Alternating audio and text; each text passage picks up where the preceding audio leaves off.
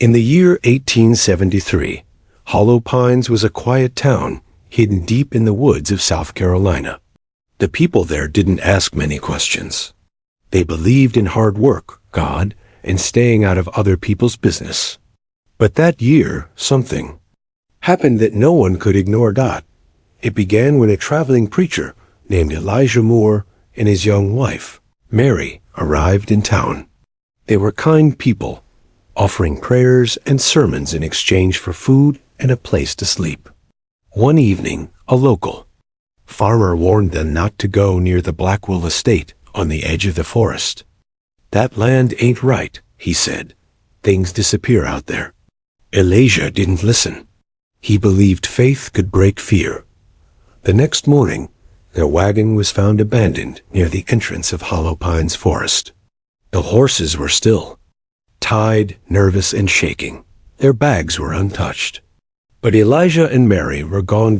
Sheriff Thomas Hughes led a search party into the woods. They found deep wagon tracks leading up to the old Blackwell estate.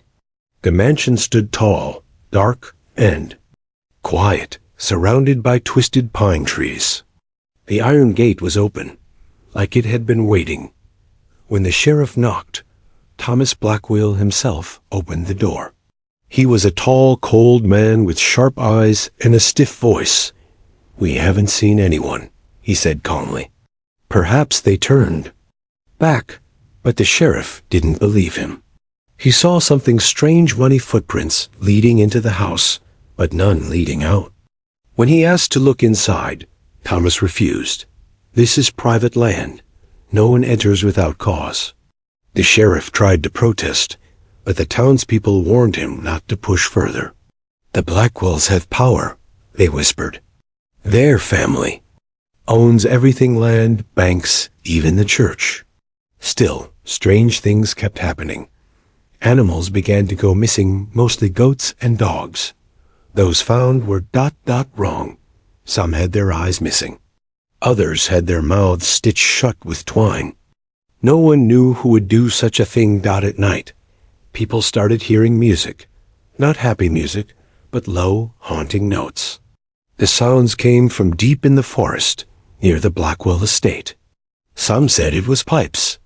Others swore it was voices chanting, in a language they couldn't understand. Weeks later, another traveler passed through Hollow Pines. He, too, disappeared. His name was Jacob Fields. A curious man, he asked too many questions and laughed at the warnings. They found his journal in an old tree hollow. His last entry read, "There are symbols carved into the bark.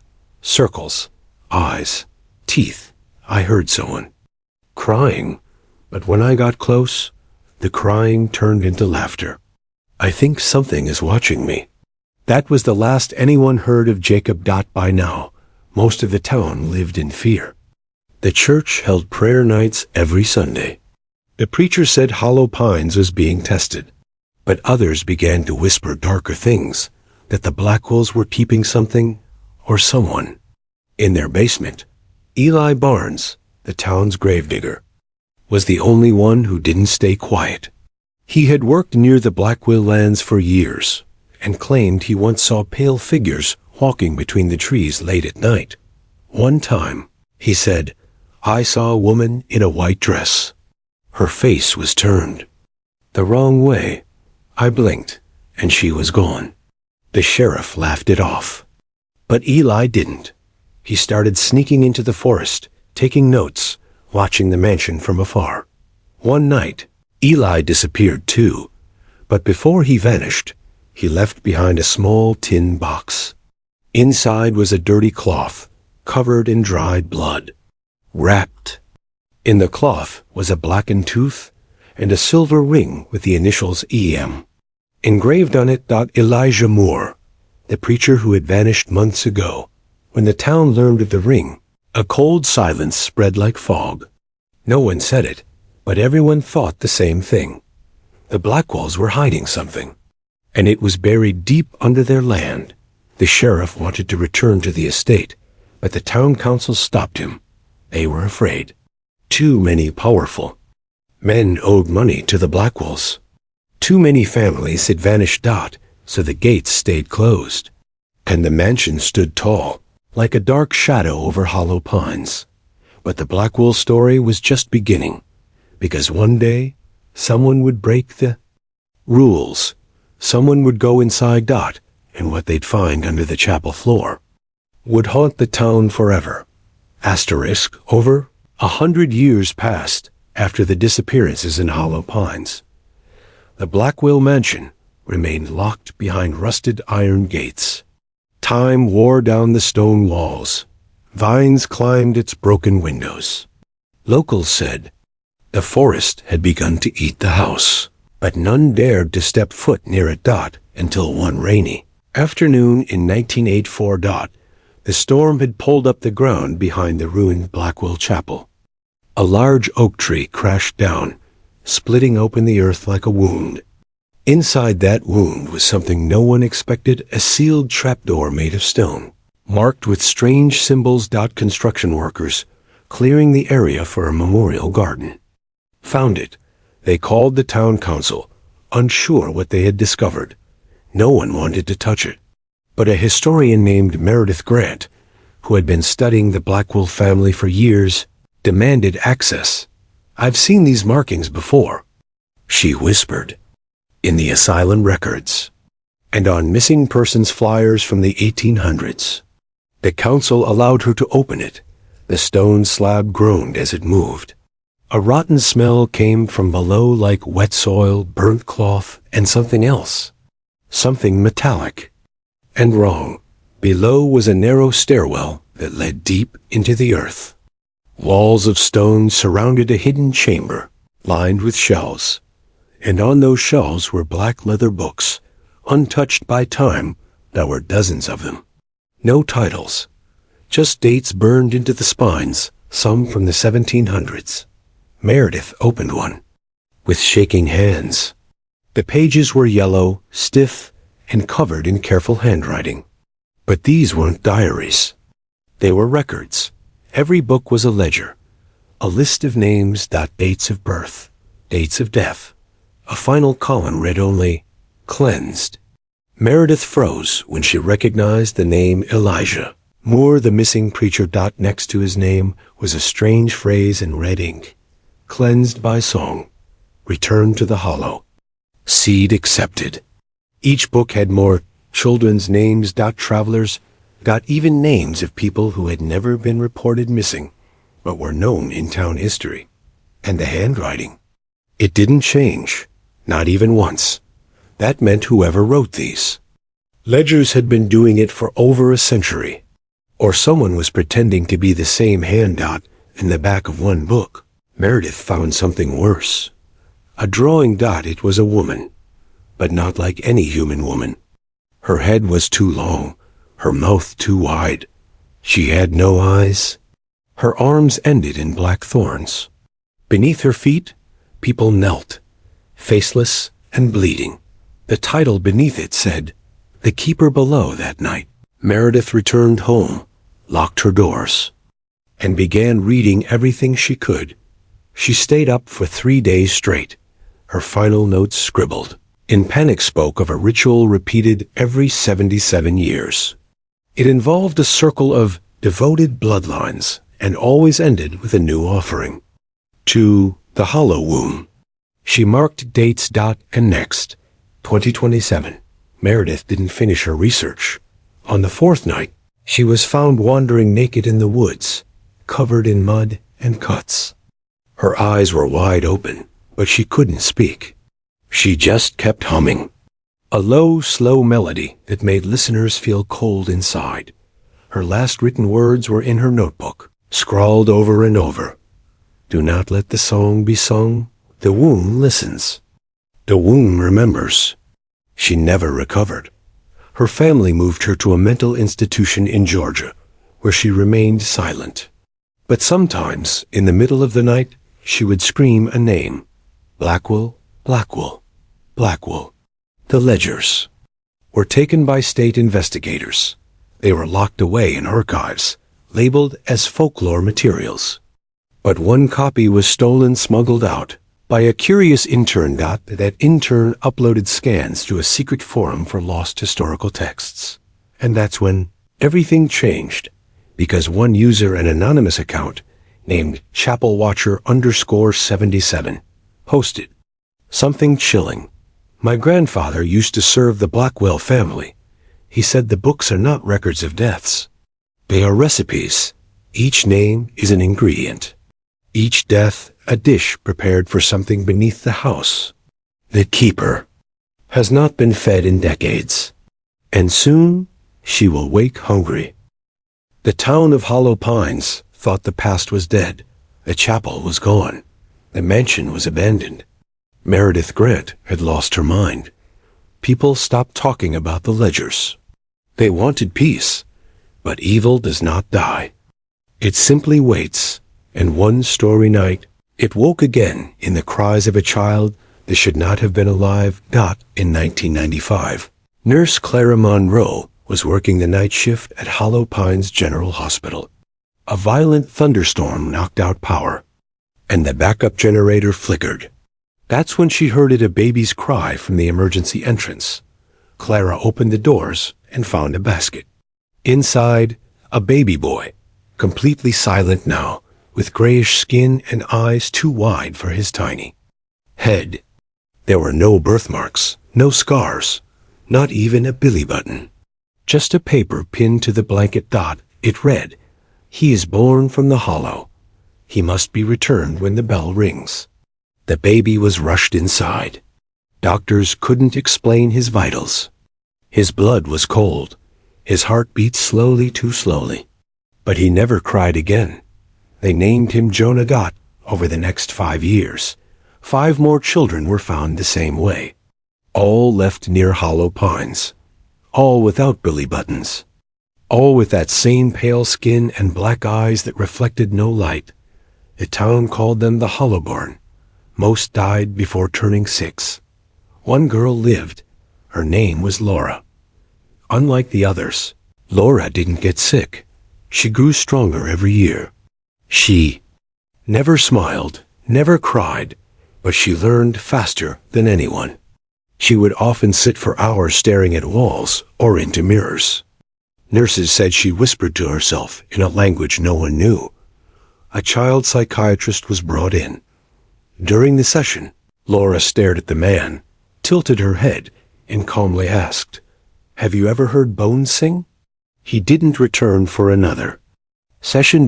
By the age of 10, Laura began drawing strange symbols on the floor. She claimed they came to her in dreams. Dreams of a deep black well and a woman with no face.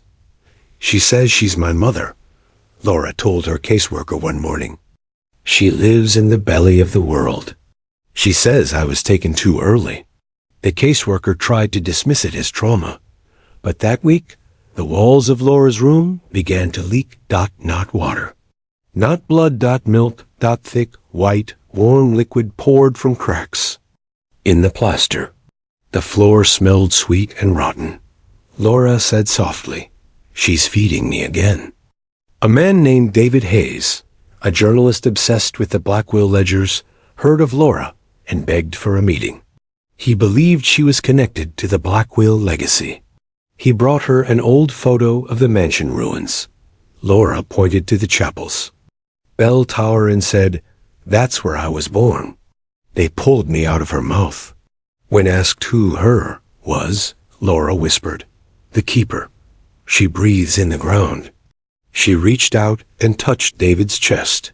That night, David had nightmares. He dreamt of dirt, deep tunnels, bones shaped like staircases, and a giant mouth, not with teeth, but with umbilical cords, reaching for him. When he woke up, he was screaming and his hands were bleeding. On his palms were small bite marks, infant-sized. David returned to the chapel ruins with a camera. He followed Laura's directions 9 steps from the broken altar. 4 turns counterclockwise, dig beneath the old bell's shadow. He found a trapdoor made of human ribs, woven like a basket. He opened it. The footage he recorded was never released in full, only still images. Survived leaked on a forgotten forum. One showed a long hallway made of meat. Walls that twitched. Floors that breathed. In the distance, what looked like a massive womb, pulsing with life. The next image was worse. It showed 7 bassinets, each holding a hollow-born child. But they weren't sleeping. They were watching. The camera. Smiling. David was never seen again. His car was found parked near the ruins. The only thing inside was a small audio tape. It contained a single lullaby, sung in a slow, wet voice. Sleep, sleep, my hollow-born child, the world. Above is false and wild. Rest in the roots, return to me, your mother waits beneath the tree. No one claimed Laura after that. She vanished from the hospital records. 2 weeks later, some say she walked back into the forest barefoot, following the same lullaby. Others say she never left at all, just changed rooms. The town library of Hollow Pines was mostly forgotten, dusty, broken, and almost always empty. Its basement, even more so. Flooded once in the 1960s, it had been sealed off for decades. Until the summer of 2002. An intern named Mia Talbot had been sent to clean the archives. While moving old boxes of sermons and cemetery maps, she noticed something strange. Behind a row of moldy hymnals was a wooden plank nailed across a wall. She pried it loose and found a hidden door rotted, but still locked with an iron latch. Behind. It was a single book. It was wrapped in old cloth and smelled of meat left in the sun. There was no title on the outside. But inside, it was written in long, careful handwriting, black ink on parchment pages that looked soaked in something dark brown. At the top of the first page, in red, was a name. The Blackwell Doctrine. Mia should have handed it in, but curiosity is the first doorway to horror. The book didn't read like a diary or journal. It read like instructions, a belief system, a religion, but not one from any church. The Blackwell Doctrine described a faith beneath faith, a path to freedom not through heaven, but through the womb of something old and not of this world. It spoke of the keeper below, not as a monster, but as a mother of endings, a being who grew in the hollow earth long before humans ever walked it. The Blackwells were her servants. The doctrine claimed they were not born, but shaped in her shadow. Worse, it taught that suffering was sacred, pain was holy, sacrifice was nourishment. There were rituals detailed in the book, some involving blood, others involving births that never cried, children grown in silence, in the singing of the bones. 7 chapters. 7 steps to unlock the deep womb. Mia copied several pages before returning the book quietly. But a week later, her roommate found her sitting on their apartment floor, smiling with her eyes closed, both hands dipped in a pot of boiling wax. The only thing she said before slipping into a coma was, "I heard the milk singing." The scans of the pages she saved were posted online under a random blog titled Echoes of the Doctrine. Only 2 people ever commented. One username read, Chapeloffideep_1845. The other, Hollowborn_return. They didn't argue. They didn't explain. They only corrected the translations. The most disturbing part of the doctrine wasn't the rituals. It was the Blackwell family tree, drawn like veins on skin. The tree didn't start with ancestors. It started with the first womb. Every Blackwell name spiraled outward from that center, with dates of conception and sacrifice, not death sacrifices. Many of the entries ended in returned to her. Some had circles drawn around them, labeled twin eaters. The doctrine claimed that in every generation, a devourer must be born. A child with no soul, only hunger, chosen to carry the next voice of the keeper. That voice would one day sing the world back into her body. The doctrine called it the final inhale. After the doctrine was found, strange reports began again. Group of hikers found fresh symbols carved into stone, near the ruins of the Blackwell estate. But the stone was not new. It was black granite, untouched for 100 years. The symbols weren't etched. They were raised like veins from within the rock. A new family in town claimed their baby spoke full sentences by age 1. The mother said her child never cried, never slept. One day, she walked into the nursery and found the child standing over a dead bird, holding a piece of its skull. The baby whispered, "Feathers don't protect from the hollow. You will feed me too." The town priest, Father Merton, tried to speak against the rising fear. He said this was mass hysteria ghost stories, getting out of hand. Until he vanished during a Sunday sermon. The congregation heard the organ begin to play on its own, low, deep notes. The sound made glass shiver and old wood crack. Father Merton's robes were found in the chapel attic, folded neatly beside an open jar of teeth. A note was written on the wall in blood. "You sang the wrong songs. Now she will hum." To this day, no one knows where the original doctrine is now.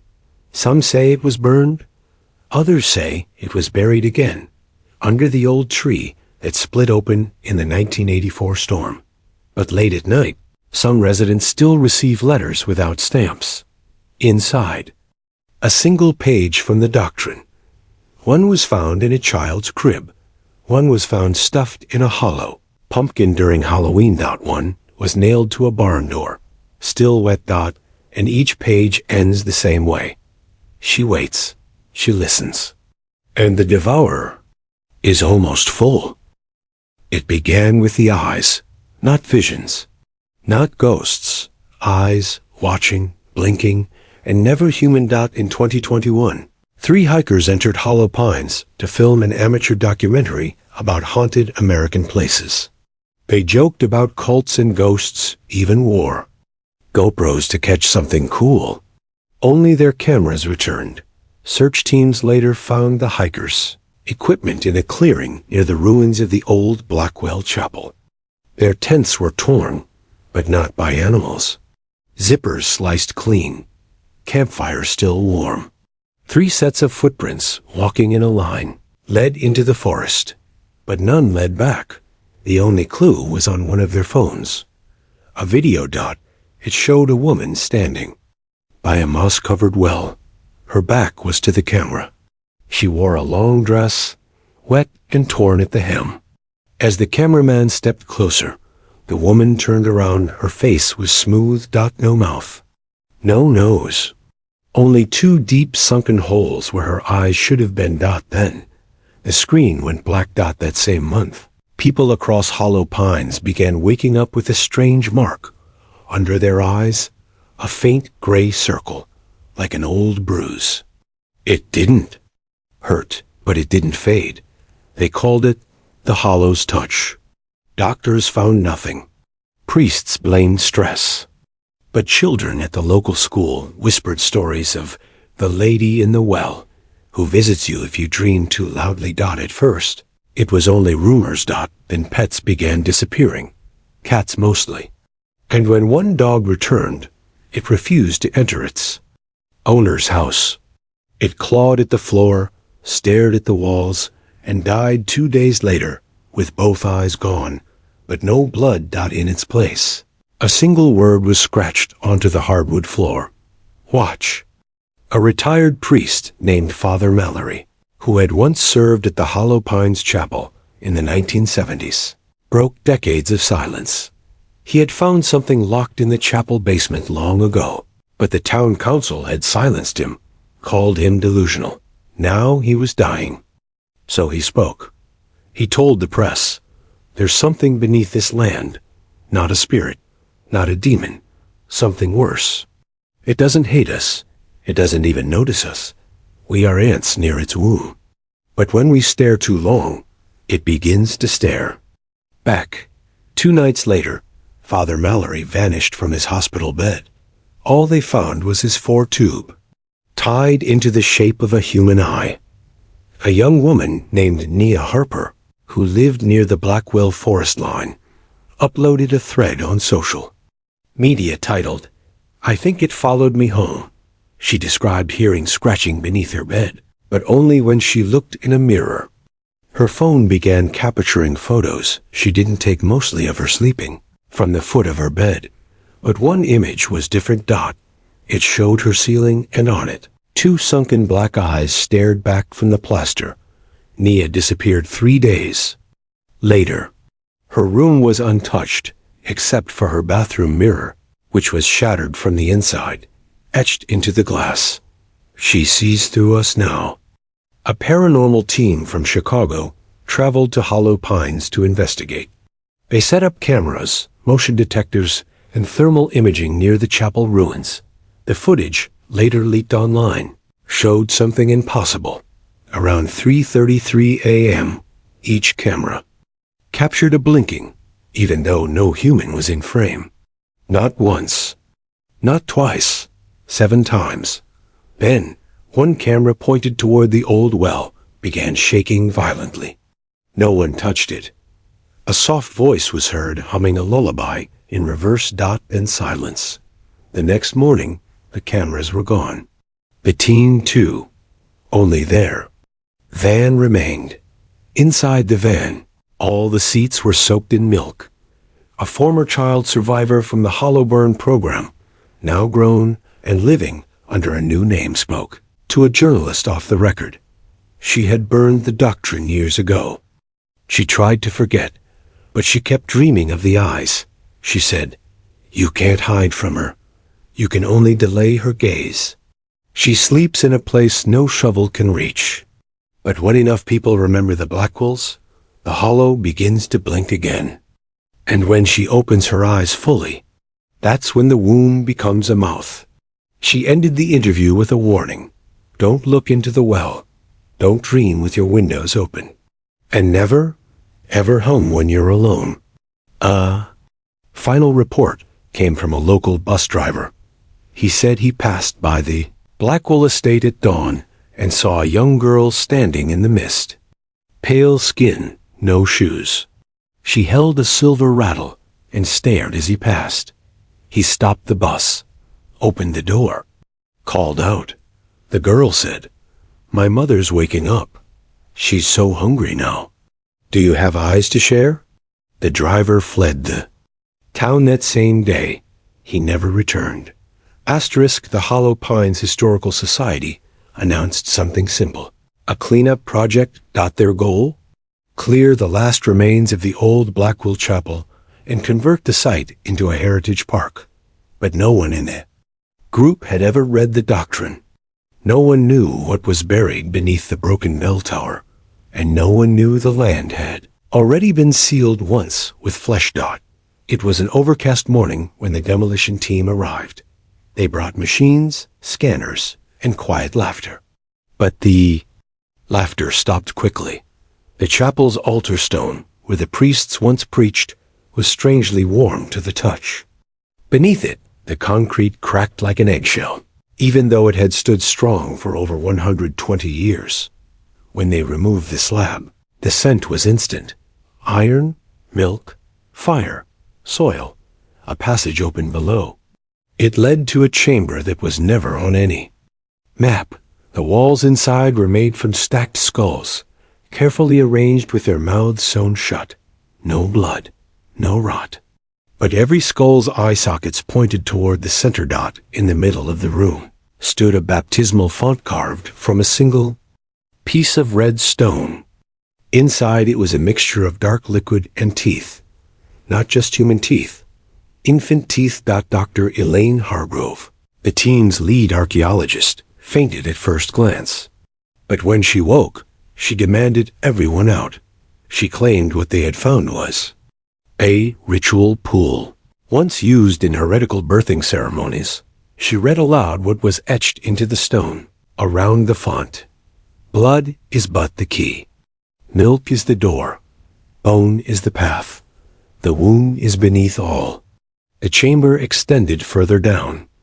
A hidden staircase, made from leg bones, spiraling into the dark. They should have sealed it then, but they didn't. The stairs led to another room round, like the inside of a well, but much larger. The walls were soft and pulsed faintly, like muscle. A constant dripping echoed from above, though no water fell. And in the center, a cradle made of spinal columns holding a large veiled bundle. Inside, a human-shaped figure, UNMOVING. It looked like a child at first, but its limbs were too long. The skin was stretched thin, showing veins that pulsed with milky fluid. It had no mouth, just a slit in its face, stitched shut, but its eyes, hollow and black. And one thing more. It was breathing. The team fled. All. Except one man, Lucas Rains, the cameraman. When his body was found, he was curled in a fetal position, muttering the same thing over and over. She's not buried. She's crowning. They placed him under psychiatric observation. 2 days later, every nurse on his floor resigned after hearing him sing in his sleep. She waits below, in fire and clay, born again, through skin and gray. Call her name and bleed your knee. Her children rise from root to tree. After that, strange things began to happen around the site. Equipment rusted overnight.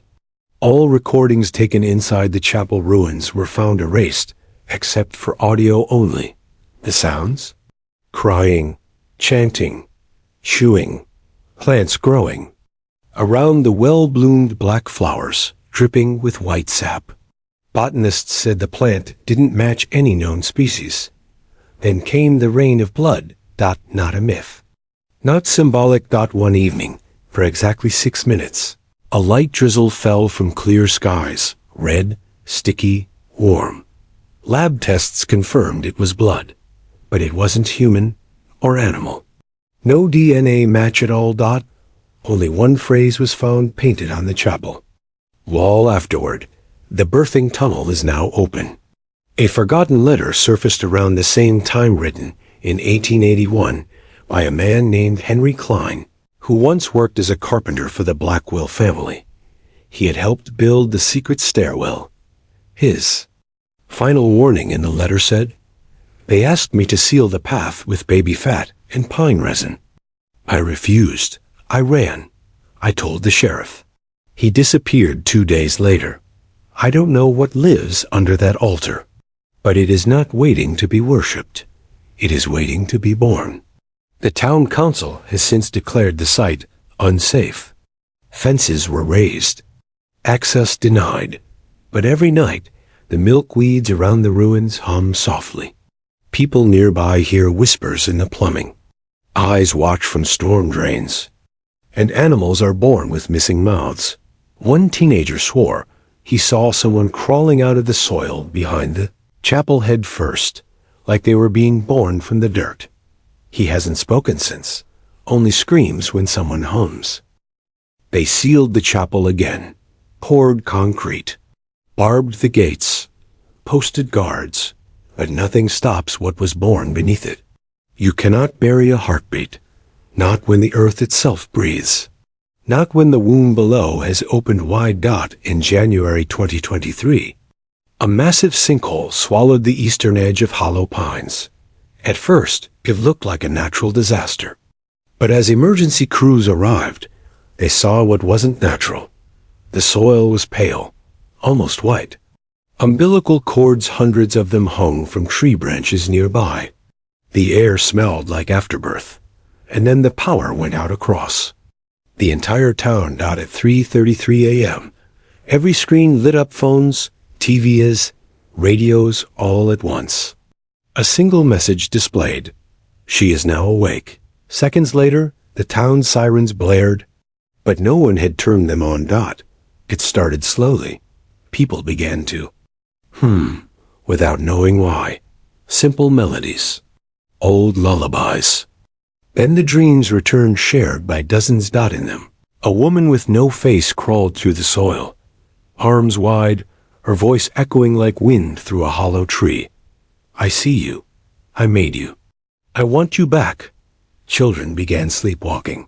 They stood in circles in backyards at night, digging into the dirt with their bare hands, smiling as blood filled their nails. When asked what they were doing, they answered the same thing. We are making room for her. Journalist Mara Glenn, desperate for truth, returned to Hollow Pines. She found the site abandoned. The chapel was gone, nothing left but a smooth stretch of soil shaped like a swollen belly. It pulsed. She began digging. 6 feet down, her shovel hit flesh. It bled. Mara dug with her hands, screaming now. She found a face, but not human. It had no eyes, no mouth, just folds of skin like a child never fully formed. She ran, but as she fled, her phone buzzed. A new video had appeared in her gallery. It showed her digging, but behind her, something had been watching, something tall and very still. That night, Mara live-streamed her findings. Over 700,000 people watched. They saw the images, the well, the veiled child, the doctrine pages, the pool of teeth, and the map. Yes, the doctrine ended with a map. It wasn't of Hollow Pines. It was of the entire country. Veins drawn across it. Nodes marked in red. The nodes were old churches. The veins, rivers, the center. The Blackwell estate. At the very bottom of the map was a final phrase. The womb opens first at the navel, then the mouth. Soon after, Mara's stream, reports flooded in from across the country. A baby born with 7 hearts, but no lungs. A church choir whose voices fused into one continuous hum until they choked on white sap. A priest who tore his eyes out during a funeral and said, "The hollow sees again." Rivers turning sweet and then thick like milk, and most chilling of all, a single lullaby, heard on police scanners and baby monitors across states. Sleep, sleep, my child of dust. Back to the roots, return you must. Eyes will close, bones will bend. The hollow opens, this is the end. The government declared it a hoax, mass hysteria. No proof, but people kept disappearing. Not thousands. Millions. Families went to sleep and never woke up, beds left warm, but empty. Hospitals birthed children who never cried, just watched the ceiling. They blinked too slowly. They never smiled. And then, the final sighting, a drone, sent over Hollow Pines, caught it.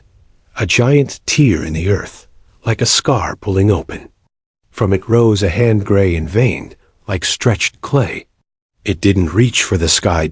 It reached inward, back into the soil, pulling something larger with it. The footage ended with static. They say the keeper below was never about killing. She was about returning. About bringing her children, all of us, back inside. The doctrine was not a warning. It was a birth plan, step by step, pain by pain. And now the last stage had begun. The world will be inhaled, not destroyed. Swallowed. No one speaks of the Blackwells now. Their name has been removed from all town signs. The estate is listed as non-existent. But sometimes at night, in faraway places, people still hum that tune. Children are still born with black eyes, and mirrors still fog without breath, because somewhere, beneath the soil, the womb is still warm, and her final child is not yet born.